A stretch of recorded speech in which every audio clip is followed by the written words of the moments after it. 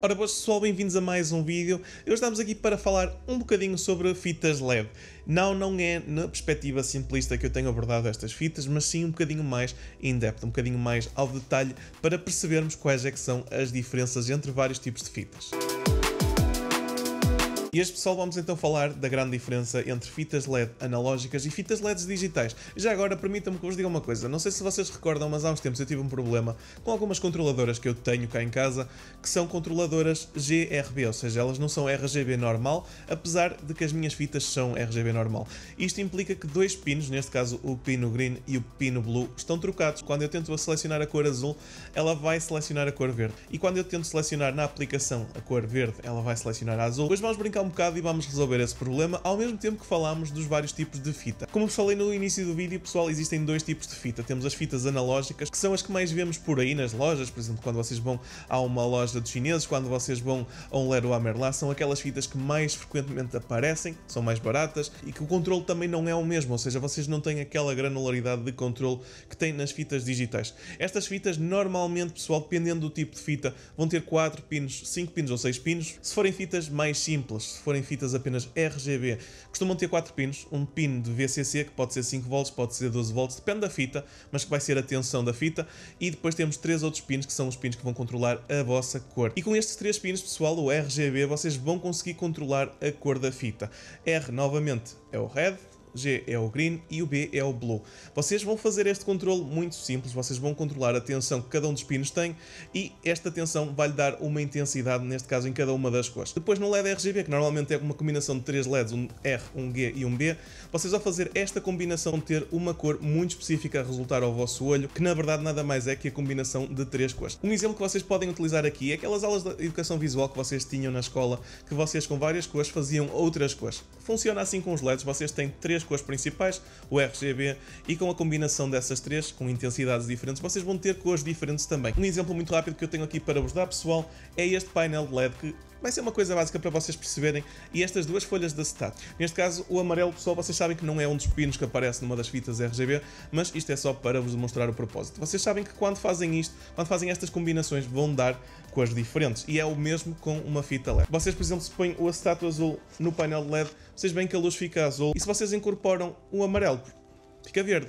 E é assim mesmo na fita LED, vocês vão fazer uma cor com as 3 variáveis que vocês têm para controlar o R, o G e o B. Depois, para além destas fitas RGB, temos ainda as RGBW, brancas frias e brancas quentes. As outras considerações que devemos ter ao escolher uma fita de LEDs, pessoal, é, por exemplo, a densidade de LEDs por metro, porque quanto mais LEDs vocês vão ter num segmento específico de fita, vocês vão precisar de mais energia para alimentá-los. Isso aqui é uma coisa que vocês vão ter sempre que considerar. Se forem 30, vocês vão ter uns consumos mais porreirinhos, vão precisar de menos considerações para alimentar a fita. Se for 60, aí já começa a coisa, quando vocês começam a ter fitas de 5, 6, 7 metros, começam a ter que ter outras considerações, até às vezes fazer um power injection até ao fim da fita para garantir que o brilho está lá. E para além da densidade temos também a questão do encapsulamento ou não das fitas. Quando são fitas para interior, vocês muitas vezes vão vê-las, por exemplo, nas lojas de chineses, que são aquelas fitas que estão descobertas, não têm nenhum tipo de encapsulação, nem resinas, nem nada do género que esteja a cobrir a fita, mas são fitas para outdoor. Vocês muitas vezes vão ter fitas que já são IP65, 67, fitas que já vos conseguem levar com um bocadinho de água em cima sem comprometer. Por exemplo, eu tenho esta fita aqui, pessoal, e não sei se vocês conseguem ver, que é IP67. Ela tem um encapsulamento, não sei se isto é em algum epóxi, o que é que isto é, mas que já me permite pôr esta fita lá fora sem grande problema, porque os componentes estão todos devidamente protegidos, devidamente encapsulados. Isto é porreiro, por exemplo, quando vocês numa festividade, no Natal, no que seja, vocês querem pôr no exterior fitas a fazer um efeito porreiro, é bom que elas tenham a devida proteção, senão vai dar asneira. E quando vos digo efeitos, pessoal, isto leva-me já para o segundo tipo de fitas que vos estava a querer falar hoje, que são as fitas digitais. Fitas essas que são controladas de uma forma um bocadinho diferente que as fitas analógicas. Vocês não vão ver tanto à venda, ou pelo menos não a bom preço, mas que são fitas que vos permitem fazer coisas muito mais interessantes. Por exemplo, dou-vos aqui um exemplo muito rápido. Vocês querem fazer um sistema de Ambilight, vão precisar de uma fita dessas, porque os LEDs são endereçáveis ao LED, muitas das vezes, ou ao conjunto de LEDs, em alguns casos, e aí vocês vão conseguir controlar segmentos da fita individualmente, sem que toda ela tenha que estar na mesma cor, toda ela tenha que estar com o mesmo botão. É muito bom e permite permite-vos fazer projetos muito porreiros. Aqui o controle não vamos fazer por RGB, pelos pins RGB, vamos sim fazer por um pin de data in, um pin data, que é um pin que vai ser controlado normalmente por modulação de sinal, por exemplo, através de uma PWM, que vai ser gerada num microcontrolador da vossa escolha. Vocês têm várias opções, muitas opções elas até que integram com ecossistemas inteligentes da vossa casa, como no caso do Home Assistant que eu tenho estado a utilizar. Neste caso, pessoal, para além dos pins, nós normalmente podemos ter 3 pins, o pin de VCC pode ser 5 volts novamente, 12 volts, depende da fita, isto depende sempre da fita. O DIN, ou Data In, que vai ser o pin que vai fazer a parte do controle da informação que vai vir da controladora para a fita e que vos vai depois fazer o controle através dos drivers da fita que vos vão escolher selecionar a conjugação de cores, e depois o Ground. Depois temos outras fitas que têm um quarto pin, que é o Clock, para vos variar no fundo o refresh rate a que a fita vai estar a adquirir novos sinais para fazer novas combinações de cores, e temos ainda em outros casos fitas que também têm um pin de backup data, que é para quando, por exemplo, há um problema, há um corte, há um LED que vai à vida. Neste caso, se um LED vai à vida nas outras fitas, o resto da fita até ao fim vai ficar morta. Neste caso, com o pin de backup, vocês têm a fita ainda a funcionar porque a informação passa por um outro pin. Existem fitas que vos vão permitir fazer projetos muito fixes em casa, por exemplo, ambilights caseiros, que eu vou fazer brevemente, ou por exemplo, barras LED com efeito rainbow.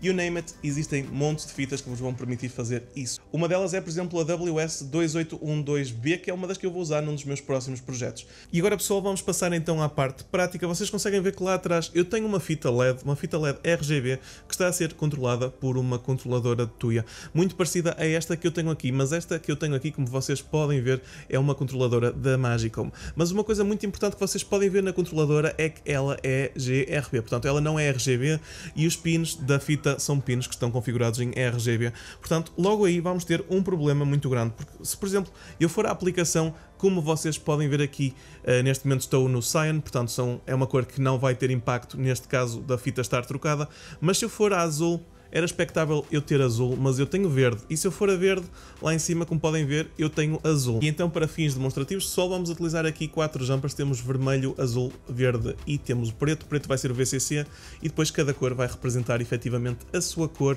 na controladora para a fita. Para isto vamos também utilizar, pessoal, uma breadboard. Esta breadboard vai ser só para vos demonstrar como de facto isto vai ser retificado. Depois vocês podem soldar, podem fazer o que quiserem. Eu também, é uma coisa que vos posso mostrar mais para a frente se vocês quiserem. Neste vídeo é uma coisa rápida só para vos mostrar o resultado. Então, pessoal, temos aqui a fita. Como podem ver, a fita está ligada à controladora da Tuya. Nós vamos desligá-la e vamos ficar com a indicação que o pino mais à direita é o nosso VCC, neste caso os nossos 12 volts. Depois temos aqui à esquerda o G, mais à esquerda todo o pino é o G, depois a do meio é o R e a cor à direita é o B. Portanto, verde, vermelho, azul. Vamos pô-lo na breadboard. Portanto, já com a fita na breadboard vamos ligar então os pinos. Pessoal, pino verde, cá está ele. Depois temos o vermelho, que é o segundo. Depois temos o azul. E, por último, temos os nossos 12 volts, o nosso VCC, a nossa alimentação da fita. E, portanto, já tendo isto ligado, vamos ligar à controladora. A controladora vai ter o verde e o azul trocados, obviamente. Portanto, não vai ser o primeiro o verde, vai ser sim o terceiro.